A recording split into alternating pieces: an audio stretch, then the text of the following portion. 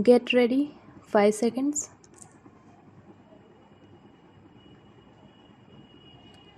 We choose this system of parliamentary democracy deliberately. We choose it not only because, to some extent, we had always taught on those lines previously, but because we thought it was in keeping with our own old traditions, not the old traditions as they were, but adjusted to the new conditions and new surroundings. We chose it also. Let us give credit where credit is due because we approved of its functioning in other countries, more especially the United Kingdom. Paragraph. So, this parliament and the Lok Sabha became to some extent like the British Parliament and the British House of Commons in regard to our rules of procedure and methods of work. Paragraph. Parliamentary democracy demands many virtues. It demands of courts ability, it demands a certain devotion to work, but it demands also a large measure of cooperation, of self discipline, of restraint.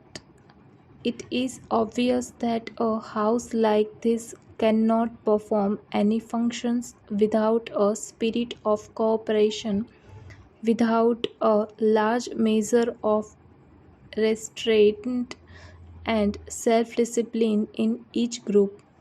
Parliamentary democracy is not something which can be created in a country by some magic wand. We know very well that there are not many countries in the world where it functions successfully.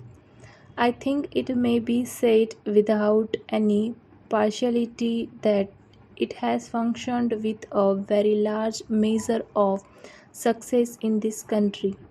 Why? No, so much because we, the members of this house, are exemplars of wisdom, but I think because of the background in our country and because our people have the spirit of democracy in them. Paragraph. We have to remember what parliamentary democracy means, more so in this time of change and ferment than in ordinary times. Even when the old order is good, it has to yield place to a new one, lest one good custom should corrupt the world. Change there must be, change there has to be, particularly in a country like India, which was more or less challengeless for a long time.